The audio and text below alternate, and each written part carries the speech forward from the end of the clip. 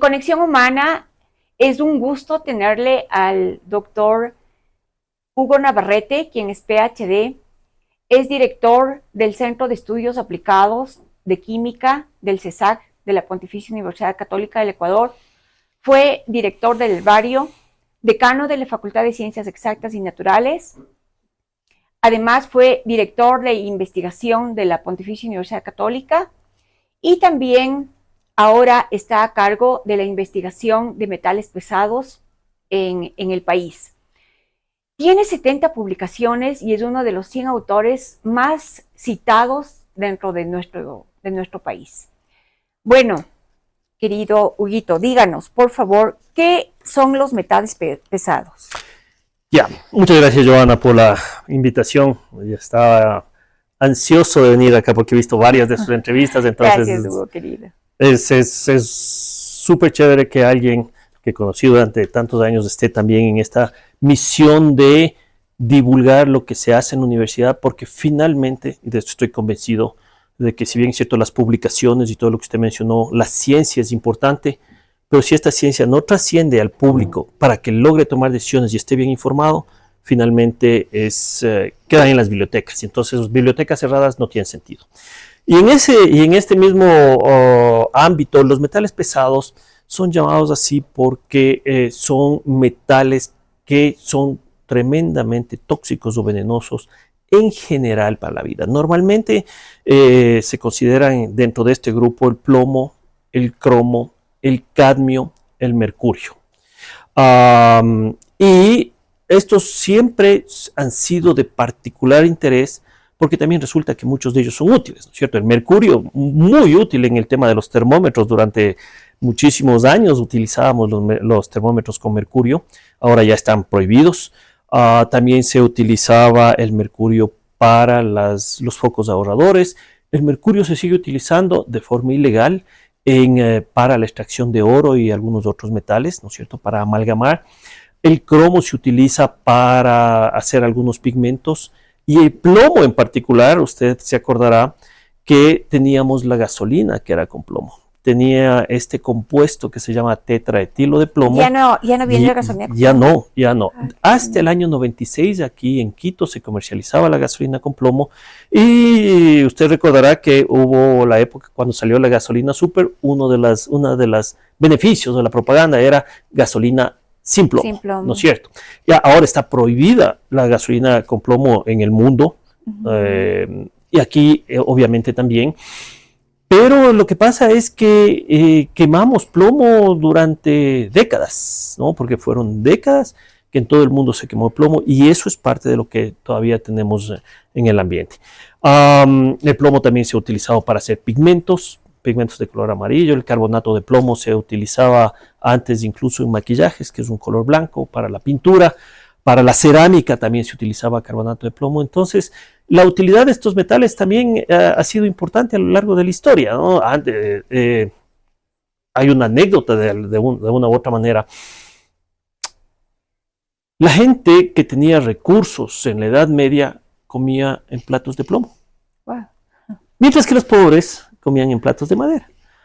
Pero el envenenamiento con plomo comenzó a causar, o causa pues ya cuando es muy, muy alto, una enfermedad que se llama saturnismo, que tiene varios síntomas, o problemas neurológicos, problemas en general, comienza a haber problemas del hígado, riñones, intestinos, pero más que todo son los neurológicos, y unos de esos son la pérdida del olfato, del gusto y también del oído. Se dice que a Beethoven uno de sus problemas de la pérdida de oído fue el envenenamiento por plomo. Pero bueno, y los reyes de Castilla financian también el viaje de Colón porque ellos estaban buscando el país de la canela, en busca de nuevas especies.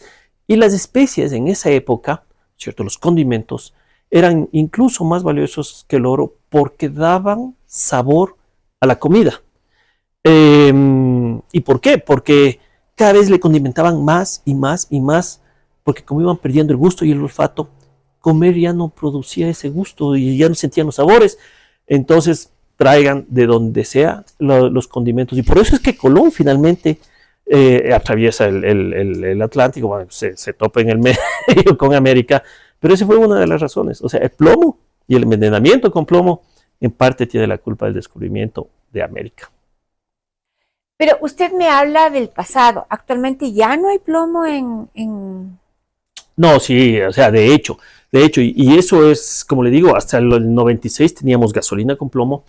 Hasta hace unos pocos años que nosotros comenzamos en la universidad un proyecto, yo diría, de colaboración con el INEN, que es este Instituto de Normalización, en el que los industriales de la pintura tenían una normativa que estaba muy bien, pero el punto importante es que la normativa sea aplicable dentro del país y que nosotros podamos ser quienes aplicamos la normativa como ecuatorianos, ¿no es cierto? Y que podamos comprobar que esa normativa se esté cumpliendo.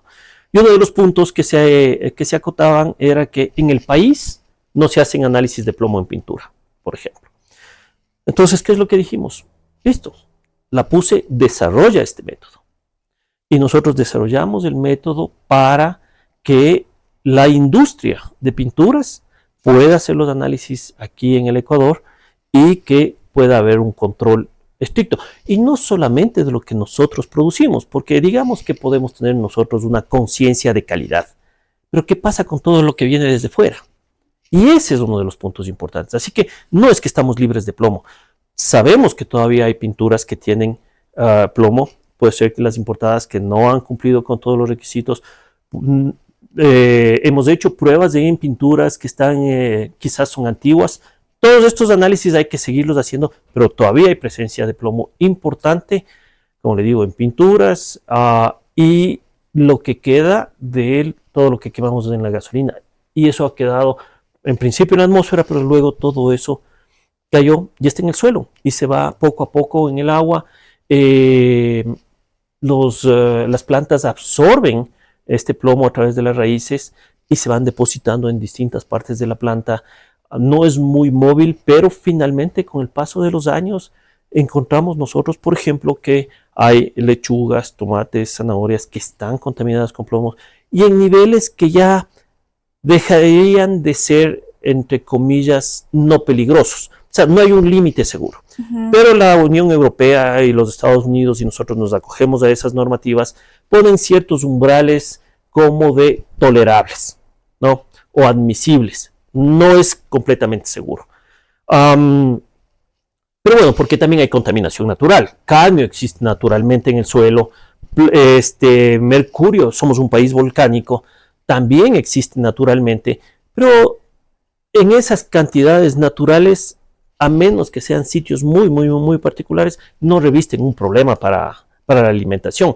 Hay fuentes de agua que pueden estar muy contaminadas. Un ejemplo claro de eso fue, recuerde usted, hace unos 20, 22 años atrás, cuando hubo la contaminación con arsénico, que es un metaloide, pero es un veneno también que está ahí muy presente en los países volcánicos, que había unos pozos de agua en el Valle de Tumbaco y que la gente tomaba el agua de esos pozos y era agua potable. Claro. No había mala fe de nadie en ese caso. Perforemos el pozo, lindo, el agüita, y el municipio distribuía esa agua. Y claro, comenzó a verse los efectos del envenenamiento con arsénico. En ese momento no teníamos la tecnología en el país para hacer esos análisis.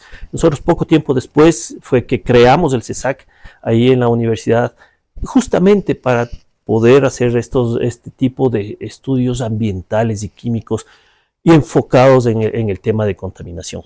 Ahora, dígame, doctor, ¿qué les llevó a ustedes a hacer esta investigación sobre los metales pesados en el CESAC?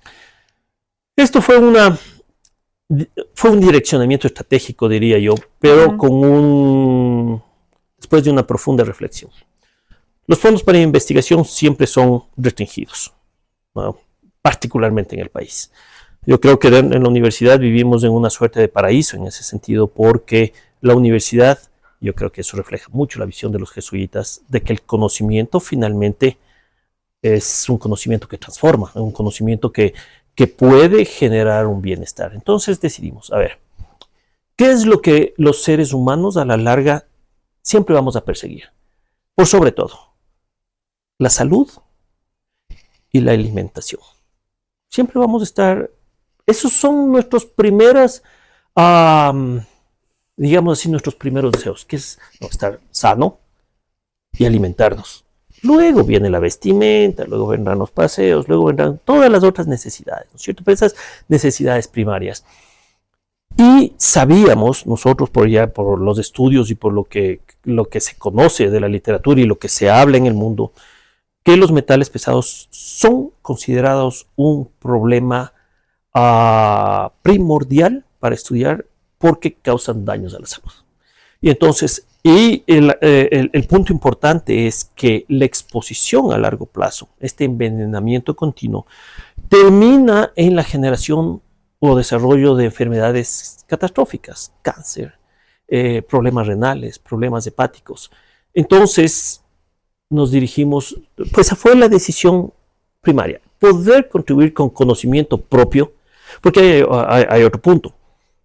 Hay muchas veces que como país decidimos acogernos a las decisiones o a la información que viene de Europa, que viene de Estados Unidos, que viene de Japón o a veces de Colombia, pero esa información no es lo suficientemente buena para la realidad ecuatoriana, ¿no es cierto? O sea, nuestra realidad es completamente distinta. Claro. Entonces debemos generar nuestro propio conocimiento para poder nosotros tomar las decisiones en función de nuestra realidad. O sea, tenemos el río Machángara, que quizás es comparable con algunos ríos que estén en algunos otros países o con otros continentes, pero si no entendemos qué pasa con el Machángara o no entendemos qué pasa con nuestros manglares que estén contaminados con mercurio después de décadas de extraer oro en Portobelo de la forma más, tanto con mercurio como con arsénico, y la minería ilegal que está en la zona norte del país también.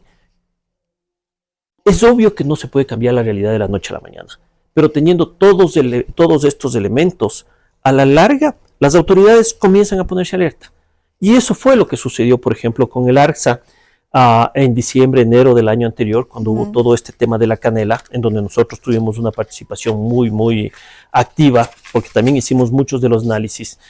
Y claro, el ARCSA dice, yo estoy limitado, el 50% de mis equipos no sirven. Pero aquí están los datos, le decíamos nosotros. Ok, y ahora el ARCSA está haciendo seguimientos un poco más exhaustivos que lo que hacía antes. Entonces, ¿quién mide? ¿El ARCSA los niveles? ¿El ARCSA o el INE? El INE lo que hace es generar la normativa. Pero quien ejecuta, digamos así, y quien hace el control de la calidad, en este caso de alimentos, medicinas, es el ARCSA. ¿Y ustedes están en contacto? Nosotros tenemos buenas relaciones y nuestra idea, y eso es algo que me gusta mencionar siempre, es nuestra idea no es culpabilizar a alguien. Si nosotros encontramos, por ejemplo, pescados o las hortalizas o las conchas que tienen contenidos de metales pesados, no es decir, no coman conchas, no coman pescado, no compren las hortalizas en el mercado, porque no se trata de los mercados. En los supermercados y en los centros comerciales donde hay, es igual, la situación es la misma. Lo que queremos a largo plazo con este tipo de investigaciones es tener la suficiente información para incluso encontrar áreas que sean limpias y que donde aseguremos la calidad de los alimentos. ¿Qué pasa con los manglares de donde salen las conchas, cangrejos y todos estos, y también, bueno, más adentro en el mar, los peces? Demostrando que nosotros somos los que estamos causando esta contaminación. Porque si analizamos el contenido de metales pesados que hay en el Machángara, que es uno de los ríos, pero también todos nuestros ríos finalmente terminan en el mar, ¿no es cierto? O se van para el Atlántico o para el Pacífico. Eso es lo que terminamos consumiendo. Entonces, ¿dónde está la concientización para llegar a la solución? Es que los habitantes que utilizamos esa agua como un medio de descarte de nuestros desechos, seamos conscientes de lo que estamos enviando ahí. Consumamos menos agua, o seamos más austeros en todo lo que consumimos y hagamos una buena gestión de los desechos. Porque, por ejemplo, las pilas. Se ha creado mucha conciencia sobre las pilas, pero todavía hay gente que bota las pilas en la basura. ¿Cuál es el proceso? El proceso es que todas estas pilas debería llevarse un gestor que termina confinando estos desechos, ¿no es cierto? Y los desechos electrónicos también. ¿Cuál es el gestor? ¿A dónde deberíamos ir? ¿Cuál es el proceso exactamente? En este caso es nosotros como usuarios finales, una vez que la pila o la batería del teléfono, de las computadoras, lo que quiera que sea, sabemos que ya está dañada, hay centros de acopio. Ahora normalmente en los supermercados hay estos centros de reciclaje que se llama, y hay la sección de electrónicos. Y entonces estos desechos electrónicos, entre ellos las pilas y baterías, se lleva este gestor, que es una empresa especializada en que primero descontamina, si es que de eso se trataría, se descarga también, hay todo un proceso, se desarma, se saca el plástico, o en algunos casos, en otros casos simplemente se confina, es decir, se meten en unos tanques, o en otros casos se puede hacer algunos otros procesos que se sellan y en teoría deberían enterrarse en lugares que no vayan a estar expuestos a la lluvia y agua, para que después de 100 años comience a lixiviarse o a chorrearse todo, digamos, sí, porque algo otro. Esa gestión cuesta. Igual que cuesta el hecho de que estemos nosotros pidiendo que se descontaminen los ríos. Si nosotros mismos contaminamos, y ahí es donde viene la parte que yo digo que debemos hacer conciencia, si nosotros contaminamos, nosotros debemos pagar por la limpieza del agua que nosotros estamos contaminando. Porque de lo contrario es imposible. No hay Estado que aguante un descuido a tal nivel como tenemos actualmente aquí en el país. Entonces, como le digo, si tenemos pescados que están contaminados, si tenemos hortalizas, finalmente tenemos que seguir comiendo por el momento. Pero sí hay que seguir haciendo un monitoreo, porque quizás las lechugas están un poquito contaminadas, pero los tomates también están un poquito contaminados, que son niveles muy, muy bajos. Pero como esto es aditivo, entonces usted come el pescado, come con la ensalada, en el arroz hay un poquito de arsénico. Entonces finalmente, cuando usted ve, no hay alimento que sea seguro. ¿Cuáles son los alimentos que tienen más metales pesados? Esto depende de dónde y cómo hayan sido cultivados. Entonces, ¿cuáles son las áreas del Ecuador que son más susceptibles a los metales pesados? Esa pregunta se la contesto cuando tenga todos los recursos para poder hacer la investigación, porque esa es justamente la idea. La pregunta que usted hace es la pregunta clave para poder incluso promover una agricultura de mayor valor. ¿A qué me refiero con eso? A que los campesinos, sabiendo, le voy a poner un ejemplo, los campesinos de Chibuleo que están subiendo de Ambato yendo para Guaranda, si sabemos que esa zona es limpia y que ellos tienen una buena práctica, en vez de estarle pagando 50 centavos del atado de la cebolla, sí podrían tener un mejor precio para que no tengan que utilizar tantos pesticidas, evitar algunos de los intermediarios. Ahí hay otras estrategias, pero si sabemos que que hay esos sectores que son limpios, entonces ahí es donde se debería promover una agricultura no más intensiva, pero sí con un mejor retorno para el agricultor, porque ahí hay estos otros temas.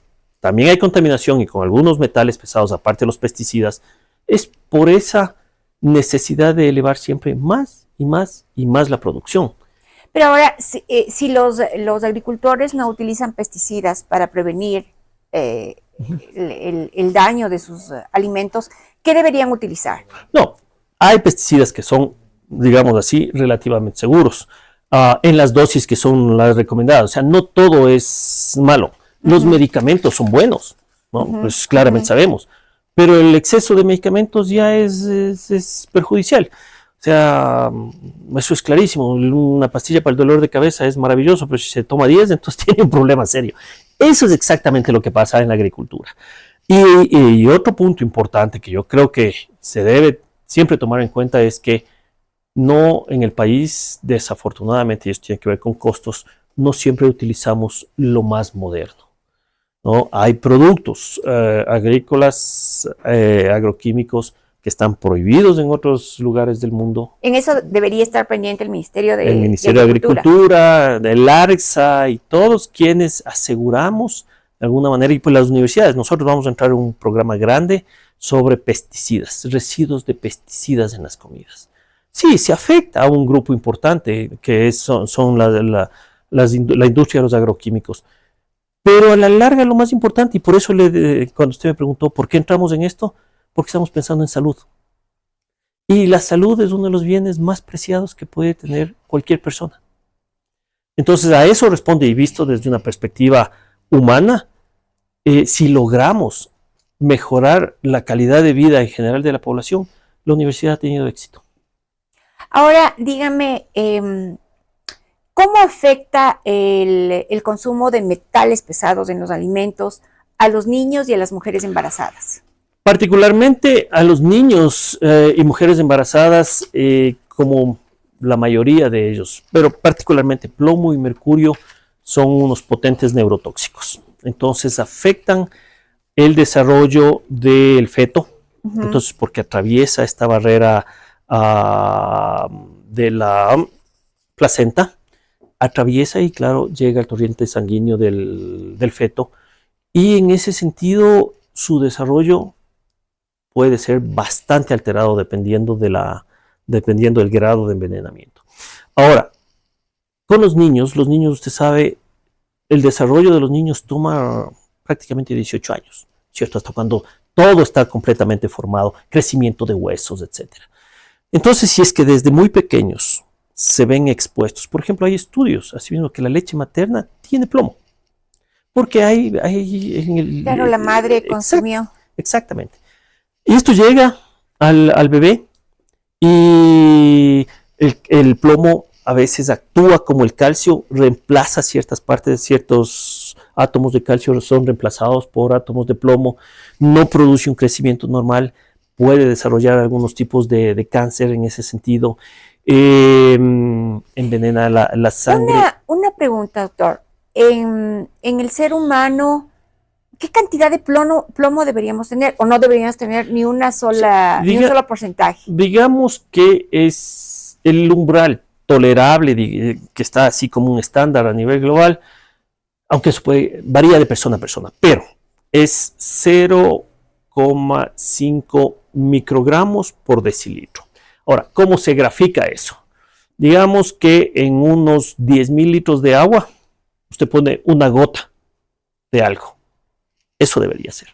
¿Y cuánto tenemos ahora los es bien interesante esto, los ecuatorianos? Porque hace poco salió los resultados de un estudio hecho por el Ministerio de Salud, en donde en una muestra de 300 personas aproximadamente, 31 tenían plomo por encima de los 5 microgramos por decilitro. Pues estamos fregados. Es un 10% de la población. Pero la pregunta ahí es, ¿cuántos tenían 4,9? ¿Cuántos tenían 4? ¿Cuántos tenían 3? Porque que hayan llegado al 5, pero esta es otra cosa. Hay algunos que tenían hasta 30 microgramos por decilitro. Entonces para algunos la situación puede ser tremendamente grave, pero ellos no tienen síntomas. Muchos de ellos no pueden presentar ningún síntoma y quizás hay otros que con una menor cantidad ya presentan síntomas de envenenamiento como tal. Se desconoce poco. Los análisis del contenido de plomo en sangre no se hacen rutinariamente. No son tan caros, pero como que no se ha tomado conciencia del asunto. Y ahí viene nuevamente el impacto que nosotros estamos causando. Ya se están comenzando a hacer, ya se están comenzando a pedir. Hace poco en una entrevista también escuché a un doctor, un gastroenterólogo, que entró un paciente con todos los síntomas de apendicitis. Cuando le abren para extraer el apéndice, y estaba perfecta. Y le mandan a hacer los análisis de sangre de metales pesados, y claro, encontraron unos niveles altísimos. Esto, como le digo, lo que da la medida después de todos estos años de trabajo es que ya tenemos por lo menos una conciencia a nivel social de que algo puede estar pasando más allá de que es simplemente un dolorcito de barriga, o el niño es inquieto, o el niño no se está desarrollando bien, no pone atención, porque claramente el tema, cuando se trata de plomo, hay afectaciones neurológicas bien importantes, bien fuertes, claro. Incluso en el comportamiento. Sí, yo conocí un niño que vivía en la Avenida América y Villalengua. Ya. Y el niño, luego de venir del colegio, pasaba en la terraza y pasaban todos los buses que pasaban por la América. Y los padres, cuando fueron a verle, el niño tenía hiperactividad Ya. y descubrieron que los médicos descubrieron que era un problema neurológico por el plomo que absorbía el niño Claro, sí, en la Avenida América. sí, ¿no? Y la Avenida América quizás es igual que la 6 de diciembre, a 10 de agosto, Claro, y eso, todas las principales. Las principales. Pero son años y años que estamos ahí. Ahí es donde nosotros, nuevamente, ¿quiénes decidimos qué comprar? ¿Quiénes decidimos comprar gasolina con plomo o gasolina sin plomo? Ahora ya no se vende. Pero somos nosotros como ciudadanos también los que debemos exigir que las autoridades tomen las decisiones que nos convienen, no las necesidades que son aparentemente buenas coyunturalmente. Eso es clave. Si no estamos conscientes de que comprar pintura barata o comprar maquillaje barato, ya este es otro ejemplo, porque hace pocos meses, el ARSA, que ese también es un gusto para nosotros como universidad, que el ARSA puso atención a todo esto, descubrió maquillaje que tenía altísimos contenidos de plomo. Pero maquillaje que puede haber sido de contrabando o que no cumple con los requisitos para la importación. Entonces, usted se imagina lo que es maquillarse con pinturas pues que tienen plomo. Y esto lo que va a terminar es desarrollando cáncer. Y dice, bueno, es que ya, Dios quiso así. O sea, sí, a Dios rogando y con el mazo dando. Esto es clarísimo. Entonces, debemos exigir que se hagan esos controles. Porque si usted va a comprar algo, así sea, en el mercado más popular o en el centro comercial más caro, deberían ser alimentos, sustancias, pinturas, lo que quiera que sea, seguras.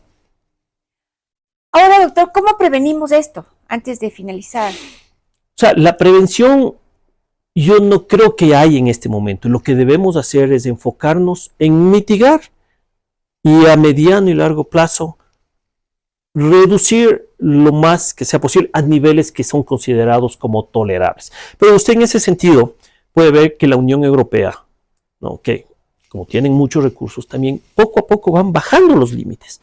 Decían, antes eran 10 microgramos por decilitro, ahora ya son 5 microgramos por decilitro. Y, por ejemplo, para cacao, en unos pocos años más van a bajar incluso el contenido, el límite máximo permisible de cadmio en cacao. Pero, por ejemplo, en mi caso, como ama de casa, ¿cómo prevengo para que mi familia se mantenga sana y no consuma el plomo? Es que esto resulta imposible prevenir. Cuando logremos tener un mapa del país, en donde sepamos que hay áreas que son más limpias y que esas hortalizas son limpias y buenas, promover ese tipo de cultivos. Si es que hay otras áreas que están contaminadas, hay que entender también, hay algunos cultivos que son más propensos a absorber más y hay otros que son menos propensos a absorber ciertos metales. Por ejemplo, los cultivos que tienen aceites en sus semillas son más propensos a absorber cadmio. Entonces, esos, por ejemplo, en zonas en donde sabemos que hay cadmio en el suelo, no se debería cultivar ahí. Eso es parte de la seguridad alimentaria, eso es parte de tener también alimentos seguros desde una perspectiva de su calidad. De ahí, lo que debemos seguir es presionando a que se sigan haciendo los controles del caso, pero lo más importante, Joana, es dejar de contaminar. Los resultados de nuestras acciones en este momento se verán en los próximos 10 años. Si es que seguimos desechando todo por el inodoro, usted imagínese, porque mucho se habla de los metales pesados, pero usted imagínese que le sobra algún pigmento, alguna pintura, alguna cosa por ahí, le bota por el caño y ya, se acabó. ¿Y dónde va a parar todo eso? Siempre termina en el río y termina en el mar. No hay opción. Entonces, si es que a usted le sobra un poco de pintura, no le deseche en la basura. Dele al gestor, lleve a uno de estos sitios en donde se recolectan. Es más, el municipio, yo recuerdo que tenía estas campañas, y hay ciertos sitios en donde uno va a dejar, por ejemplo, aparatos electrónicos, en donde uno puede ir a dejar estos restos de pinturas, desechos de algún tipo industriales que uno también puede tener en la casa. Utilizamos incluso tantos desinfectantes y tantas cosas en los hogares que uno no debería escandalizarse de lo que está en el río Machángara, porque eso es lo que nosotros estamos botando todo el tiempo. Muchas gracias, querido doctor. Realmente le agradecemos por informarnos sobre la situación en el país de los productos que contienen metales pesados y que deberíamos de cierta forma prevenir y cuidar ese proceso al botar, por ejemplo, las baterías, al no botar las baterías en la basura, etcétera, etcétera. Sí, y como digo, es eso, es las baterías, son las pinturas, otros desechos industriales. Hay que hacer también un buen control a la industria, evidentemente, pero la mayor parte de contaminación, el 80% de la contaminación, viene de los hogares comunes y corrientes. Agradecemos al doctor Hugo Navarrete su tiempo y su conocimiento y nos vemos en el próximo espacio. Gracias.